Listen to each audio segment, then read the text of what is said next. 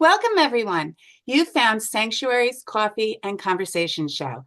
I'm Myrna Haskell, executive editor of Sanctuary Magazine. This is an online publication for women that empowers and inspires, with a focus on the arts, philanthropy, health and wellness, culture, and community. You can find us at sanctuary-magazine.com. This morning, my guest is Jane Seskin. She is a psychotherapist, author, and poet. Her book, Older, Wiser, Shorter, contains 89 poems with her personal insights and humor weaved in about life after the age of 65. Welcome, Jane. It's wonderful to have you this morning. Thank you, Myrna. It's a delight to be with you. And I just want listeners to know, many of you probably already know that our November issue has the theme Aging Gracefully. And actually, we have a link to Jane's book because two of the poems from Older, Wiser, Shorter are excerpted in Sanctuary in our Poetry Corner this month. So for those of you who aren't familiar, there's a graphic to Poetry Corner right from the homepage. But before we get into our subject, with is a path to aging gracefully, I was hoping Jane might be willing to read one or two poems for us so that listeners can get a feel for your style in the book. I would love to. Thank you. The first poem I'm going to read is I Know I'm Older. I know I'm older because I wear my glasses when I shop the supermarket. The mail carrier calls me kiddo. I'm angry at the airbrushed covers of AARP magazine. The new coffee mugs are chosen for weight, not design. I sometimes take the disabled ramp rather than the stairs. All the TV anchors are younger than I. Bathroom locations are researched before starting a trip. I may say what a couple of times in conversation. Benadryl is used for sleep rather than allergies. The waitress asks me, "What will we have for lunch?" I answer, "I'm not sure what you'll have, but I'll have the Cobb salad." And then this I other love poem that. is I called love that, Jane. That's This wonderful. Is about I had to go with that. What will we have? I know. What is Good. that? You know, when I started it, I just started making. Well, that is, the last one is about infantilizing aging. What will we? We're not a we. Hello, I'm with my friends. You're the wait staff here. No. So let's get real clear that I am an individual. I Right. think that's also, very ageist, and that I think we Yes, it must is. be aware of. So, okay. So we could talk about We'll this. talk. We'll get All into right. that. We So want to this hear poem another is called poem This from Is you. About the Right Now. Okay. We'll get into. Okay. It's not the beginning nor the end, but all those damn wonderful, exquisite moments, the ones in between at odd times, unexpected, the ones that fall in your lap, off your lips, out of your hands, can't be duplicated. The moments where you inhale in surprise, in delight, and feel full with gratitude, so extraordinarily lucky to be here in this place, doing this thing at this exact moment in time. And I am lucky being with you today. This is about this moment. I love it. Living in the moment. So many people don't. Yeah. Don't you agree? So many people, we're so busy with everything, flying from one task to the next, that lots of times we don't stop. You know how they say stop and smell the roses, but Yes, stop and yes. breathe, as you say, But breathe. Think about what's happening to your body, to your surroundings, right? I think it's very important that we almost treat ourselves as reporters observing life, that we notate what is going on in the moment and we hold it close to us. We don't rush by so quickly. This goes along with my feeling of speaking out, of saying hello to anyone on the street. Hello, good morning, like your tie, pretty shoes, wonderful color shawl. It is about being present in the world. Yeah. People don't do that anymore. I do it. I do too sometimes. I do. Maybe not when I'm down in the city, but I do definitely up where I live here. I'm always saying hi or talking to strangers I don't know. And it usually brings a smile to their face. It brings them Have into the given moment as them well, I think, that right? you have observed them. You have noticed them as a person. So absolutely, by doing what you do, by saying hello, by commenting, you are enriched and you are enriched because usually people will smile back and say hello or good morning. Yeah, People want, I think, that I and think so maybe are too. afraid of doing.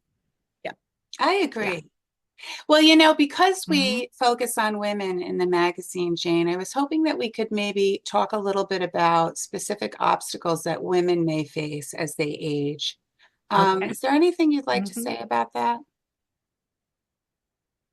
I think the biggest obstacle for women as they age is the lack of connection, that they are not connected or they are not connected enough to people, to groups, to activities, that people may be dying around them through illness, through accident, whatever, and they are still present. So, what do you do when you are a solo ager, meaning you don't have family? What do? You need to make friends. This is like, we're going to kindergarten. Yes, we are doing it all over again.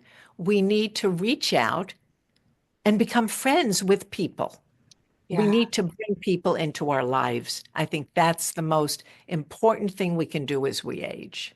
And do you think that there's a fear of doing that? You know how people kind of Yes. get, maybe you're in the same home that you've been in for years and you had these really easy relationships with neighbors or people you knew who used to own the store down the road, but there's a new person there now. And there's that fear, oh, I have to start all over again, Mhm. with people. Do you think Mhm. that has to do I, with it a little bit? Women are afraid. I think that is very present. And this is where you really have to do some self talk. Being a therapist, I'm very much into self talk. You have to say to yourself, I am going to that store today and I'm going to introduce myself to the new owner and say, welcome to the street. You really, it takes an effort, but the effort is worth it because of what you will get back. Yeah, So, I Myrna, agree. yeah, I agree. I feel so sad when I see folks that seem like they're very, very isolated. yeah. Maybe they're a widow or most of their family lives far away or whatever it is, and they're lonely or alone. Mhm. And I think if they make an effort to do, just as you're saying, even if it's one or two people a year, new people you've met, that you can pick up the phone or you can take a walk and go visit with them or whatever. I have to believe that that makes a huge difference in people's lives and they really need to make the effort to do that. Yes, it cuts down on a sense of aloneness, of loneliness, which is like one of the biggest health problems we have today, that people are lonely, they are isolated, and that we are not making an effort to reach out to them. And they are, as you said, perhaps scared of reaching out to others, of being vulnerable, which Right. is a very big, what can I say about being vulnerable? We need to be vulnerable because we need to share what is going on with us so we can get the proper help if we need it. Yes. Oh, absolutely. I love that piece of advice. Do you want to share a little bit about your personal journey of aging gracefully? I saw a photograph of you on a bicycle, and I can tell just from your energy that you're just continuing with your passions. You're still writing, you're still creating poetry, you're still speaking places. What do you do to recharge Jane and keep her going and keep her passionate? It's a great question because I was just thinking about that the other day and thinking about what brings me comfort. And I think everyone should have this exercise where you really think about what brings you comfort. For me, reading mysteries. I love reading mysteries because they take me away from my life and I am absorbed and I don't have to solve the crime because someone else will do it for me. Yes, So, definitely. so that is very good. I will tell you, Myrna, that I set the alarm for 30 minutes every day and read whatever. It can be trash, it can be something clinical, it can be poetry, it can be mysteries. I find that's very important to take a break from Oh, what it is absolutely. And reading trash or watching trash occasionally on TV, very is it's a way very to unwind and just like shut everything down, right? that's I it. think people That's are afraid it. to say they do that. Oh, please. Um, I mean, get over yourself. Come on. yeah, Well, we have a let's place. all just admit we do it once in a while. But that also is sharing with a friend, this is what I did. I'm reading this and it's fabulous. And it is not something I would read. There's a poem in the book about I stayed up one day from morning to night, not doing anything but reading a book.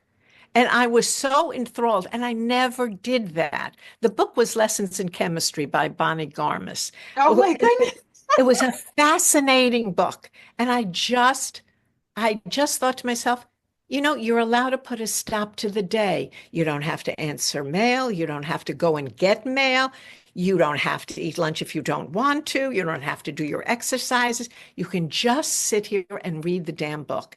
And I sat there and read the damn book. And at 11:20 at night, I finished the book and I loved it.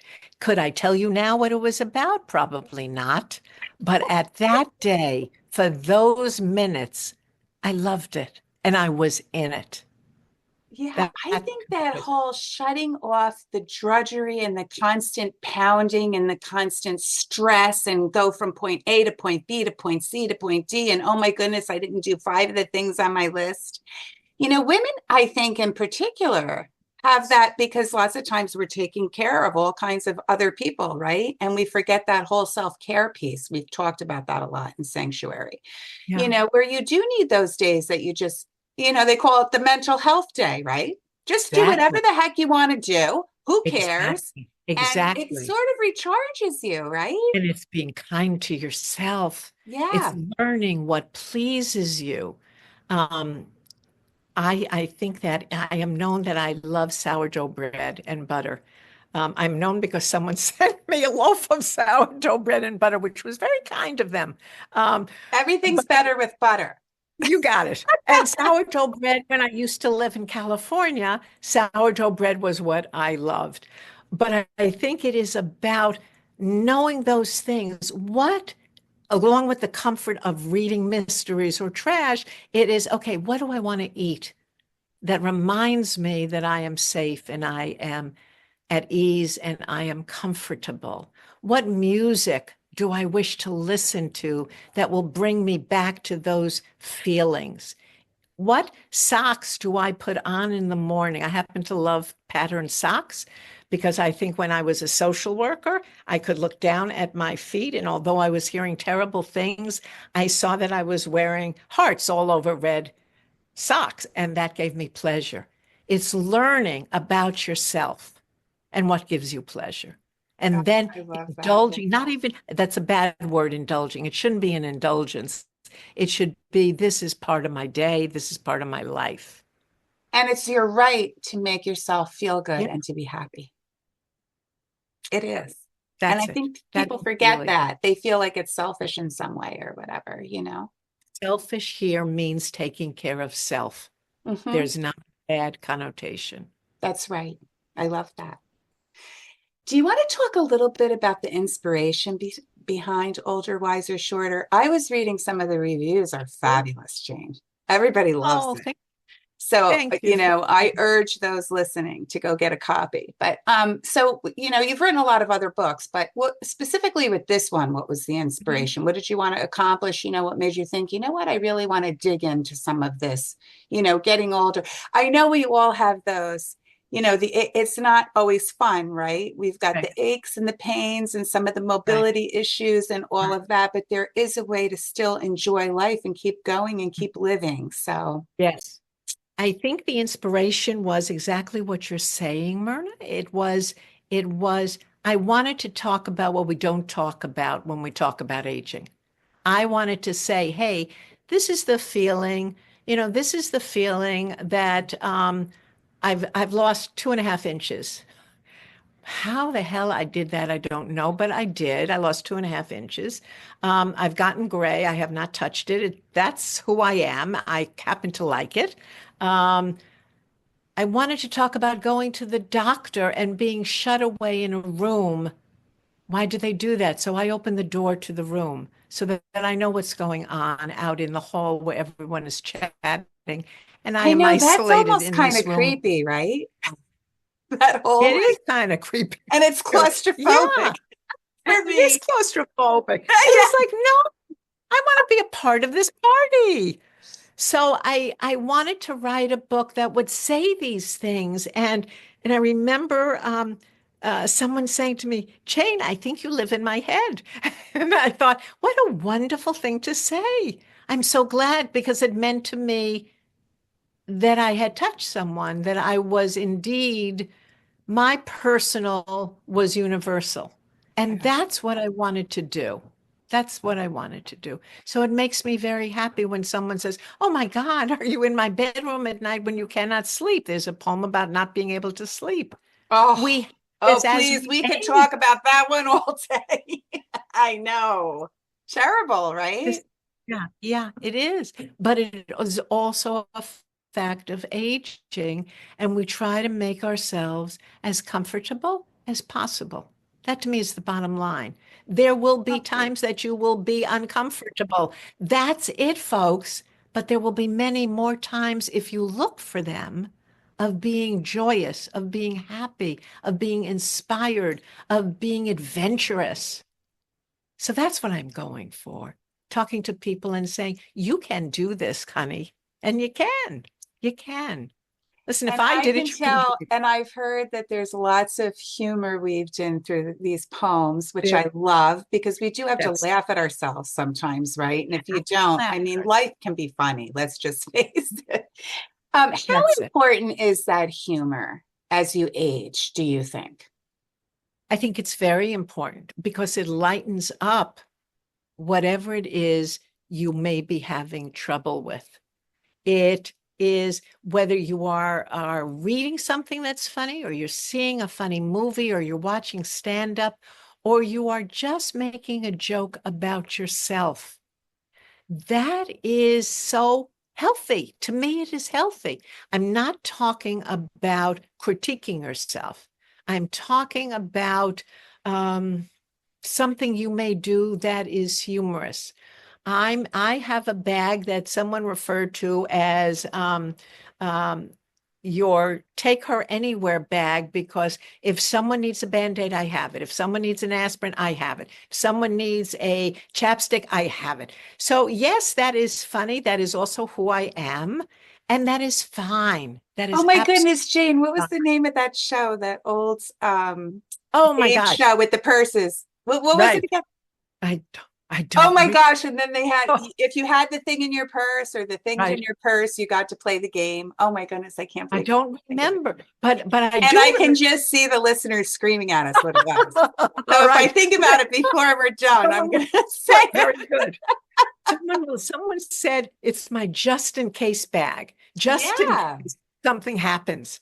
And I said, I'm prepared. This is being a Girl Scout at an older age. Yes. I am ready to jump in, to do what is needed, to do what is called for. Yeah. So yeah, I love that. I love that.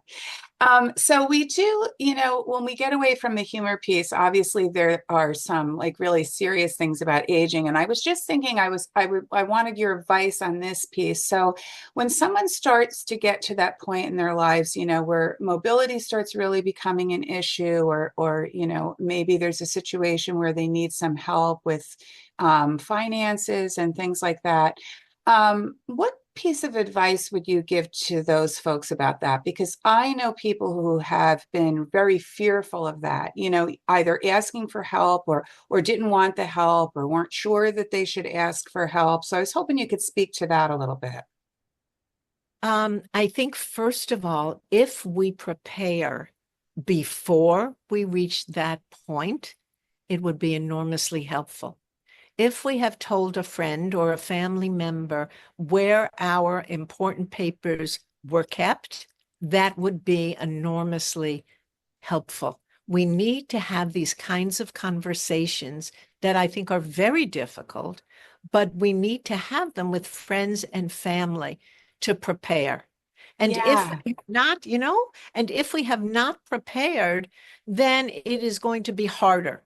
But we still need, this goes back to the number one question we started with. What's the biggest obstacle? It is about being not connected, not having people in our lives who know about us, who know what we would like, and also about being able to broach the subject before the subject gets out of control, being able to Yes. Yes. say, hey, Dad. I said it to my dad. My dad, my mom and dad lived in Florida, and he picked me up from the airport and he drove over a medium, in the road.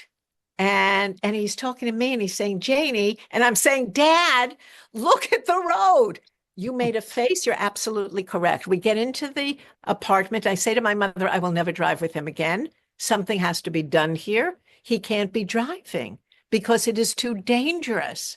Well, he did not respect that. And he drove, I would say, maybe 3 to 6 months more. And then my mother, because I kept saying to her, Dad needs to stop driving. He does. He's going to hurt somebody and he's going to hurt himself. And I think it was maybe between 3 and 6 months, my mother said to him, you can't be driving anymore. We love you. I love you, but you can't be driving anymore because it's dangerous. And he was very good because I think he must have had a feeling that he was getting to be a little off. And he contacted a friend of his who was much younger, who he played golf with. And he said, could you drive me when I need, or my wife and I need to go to the doctor, or when we, and the friend was absolutely, he said, of Yeah. course. And there was the solution, right? This is it. So finding this, I'm hearing too, finding solutions for some of these issues that you're comfortable with. Yes, this is it. And I guess this was a friend versus like a stranger or a car service too, right? Which is Yes, probably helpful with the transition, maybe eventually a car service, but exactly. you transition into some of these things instead of it being Ex like a culture shock, right? yes, exactly. That is it. Beautifully said. Transition. First, it's the ask. There's a vow in my book. I wrote a series of vows, and the vows are the commitments I have made to myself. I Which love that.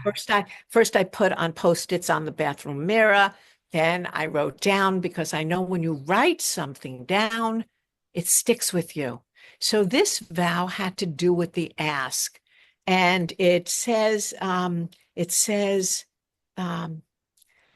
I need to be able to ask for what I want or need, even if I don't get it. It's not about getting it. Truthfully, it's about being able to do the ask. And that to me is what it's about. That you rev yourself up and you do the ask. Be it, I need help with my grocery shopping. I need help going to religious service. Whatever it is, you gather yourself up, you get solid, you breathe, and then you do your ask. That makes sense? It makes total sense. And I hope everyone who's listening really takes that to heart because if you don't ask, you're not going to help yourself, right? So, and it's that fear again, I think, sometimes people are afraid to ask or they Yeah. think it's an imposition or, whatever it is, but don't be afraid to ask. Don't Do be the afraid. ask. If the person Yeah, can't do it, they'll let you know and then you try right, elsewhere, right? right. And what does it matter if they say no? You go to the next. You go Yes, to I know, the right? next. It is not over if I think someone, a lot of us have oh, that problem though, Jane. I think I'm so glad that this came up because I think a lot of people do have a hard time asking, and asking. particularly women, Yeah. they have a hard time asking. They feel like they have to do everything for Mm. everybody and they're afraid to ask. So I'm so glad that you brought that up. I'm wondering just a little bit though, like, and because I saw you on your bike and stuff, is there anything you want to share Yes. about those Oh, things that you do that make you feel like fresh and keep you in shape and anything about your eating, your oh, I exercise, love anything that. like that? Um, I walk Fun every stuff, day. not I that go outside people think every it's drudgery day. sometimes, Oh, fun but stuff. the Oh, fun things in no, life. this is fun to go out. Okay, this is fun to go out. I try to do new things. Um, I took a small plane back from Martha's Vineyard in October because I had never been in a small plane. And I was, when I tell you, Myrna, I was scared out of my life. I was scared out of my No, life. I would There have were been only scared. scared. But somehow I felt with me, I feel I need to do it. I need to do it. I need to have the experience. If I'm not doing it now, when am I going to do it?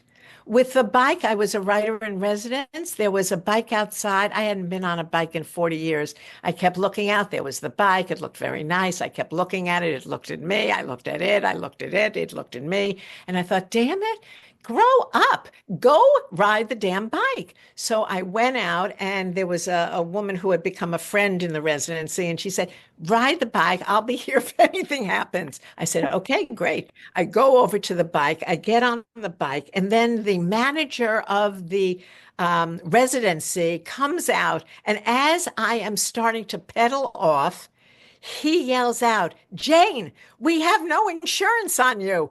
I thought, oh my God. That was like a turn off, but I rode the bike. And I Good for have you. to I tell love it. you, it was so exciting. It was so exciting. So why can't we have these little excitements, to make us feel good? And also their validation. Their Yes, absolutely. validation. I'm still okay. I can still participate. I can Yes. still do things that I would like to do. I can still try. My mother said to me years ago, you can always take a taxi home. I loved that. And for me, that meant, you're not having a good time, leave. You Yeah, don't have it's to right. stay. I like that. I know. I have some great mom advice too. Don't we just love some of the advice we Love get it. from our moms, Love, right? yes, yes. So So that what's in the future for you, Jane? I know this book is fairly new, but do you have yeah, any like the last couple of minutes of our conversation, any projects that you're working on that would like listeners to yeah. know about, or any speaking engagements that are coming up, or anything else you'd like to share about your career? Thank you. That's a good question going forward. Yeah. Yeah, I'm doing a number of poetry readings, and they're readings where there is interaction with the audience, which I really love, about the poems and what their experience is with certain poems. Um, I also am working on a new book of poems, and it is really, I think, it's still funny, it's still human and humorous, um, and it's a witness to my days. So that makes me feel very good. Um, I also continue to write letters to the editor of the Times Okay. um, because I feel that's important to acknowledge something you disagree with. Um, just So as you're writing all of the time. It I am sounds like writing. you're really writing all of the I time. am right. It And you gives me mentioned these pleasure. affirmations and everything that you've Yes. written too, and post-it quotes. And so I'm hearing that that's a little bit of your sanctuary. We always ask everybody who's been in the magazine, where do you find sanctuary? This is where I find sanctuary through writing. It comforts me, it gives me joy, it eggs me on. A poem may go through 10 edits until I have finished with it. 10 is usually my average, which is, I don't know whether that's good, bad, or whatever. It doesn't really matter. But I know that that is my average, and I will do it and enjoy doing it. Enjoy I the process of that and then the final product, right? Like, that's it. wow, thank goodness I stuck with this and I made those changes. And Exactly. self-editing as another writer is really a learned skill. I wasn't very good at it in the beginning. You really have to learn to look at things from the 11th floor, right? Beautiful. Yeah, and I think it's great that you do so many edits. Yeah, I'm sure that your poetry is much better for it, I think it is. because you keep, and I have to put things away for a few days too, and then look at it again. Do you do that as well? I do that. I put it in a folder. I walk away. I take it Yeah. out. I put it away. I take it out. It marinates. I go outside. I say, come on, get with the program. Is the poem singing and dancing? That's my usual Oh, I line. love that. The poem And singing yes, and if it's singing dancing. and dancing, then it's a That good should be poem. your personal quote, Jane. Right. Is my poetry singing and dancing? If it is, that's what I want. Yes, that's what I want. So I am happy. I think I am most happy when I am writing. Oh, Um, good, good. I and can seeing my tell just by friends. the way you talk about your work, I can tell. Well, I just want to thank you so much for being our first poet that I've spoken Thank you. to on this show. You've been just a joy to have on. I have to tell you, thanks so Thank much for joining me today. I'll close Appreciate it, it. Myrna. I'll close as I always do by wishing all of our listeners and our readers good health, happiness, and continued inspiration. Thank you so much for joining us today.